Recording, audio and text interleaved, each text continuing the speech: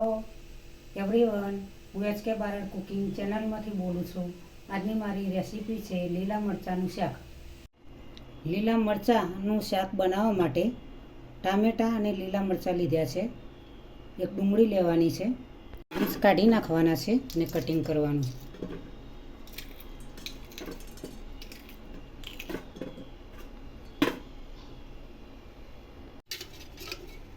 તપેલી મૂકી હવે 3 ચમચી તેલ એડ કરીશું।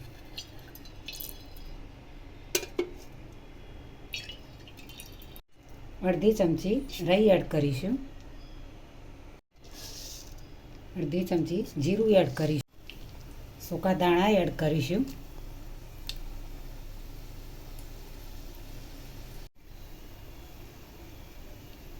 હિંગ એડ કરીશું।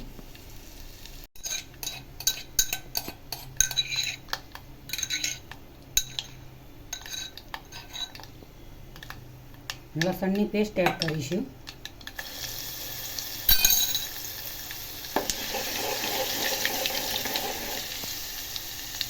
મીઠો લીમડો એડ કરીશું। લસણ થોડું થવા દઈશું।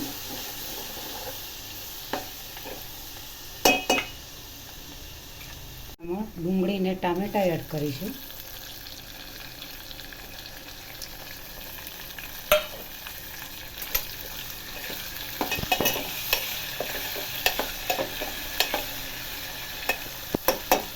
મિનિટ માટે ઢોકી દઈશું। ઢાંકણ ખોલી દઈશું।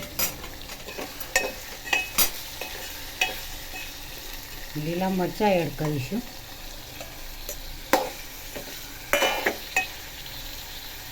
બટાકાની છીણ એડ કરીશું।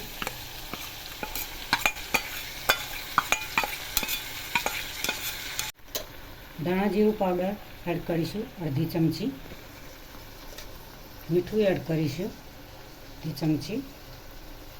હળદર એડ કરીશું અડધી ચમચી।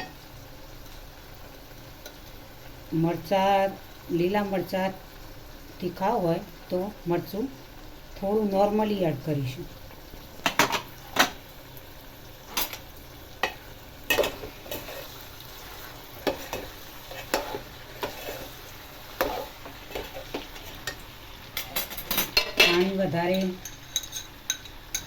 પાણી એડ કરીશું, વધારે નથી એડ કરવાનું।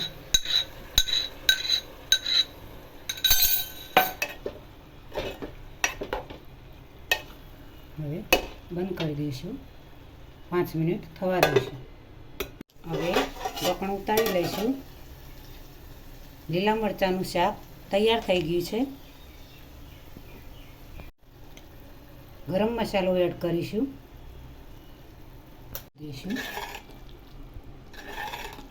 સ્વાદિષ્ટ અને ટેસ્ટી લીલા મરચાંનું શાક તૈયાર થઈ ગયું છે।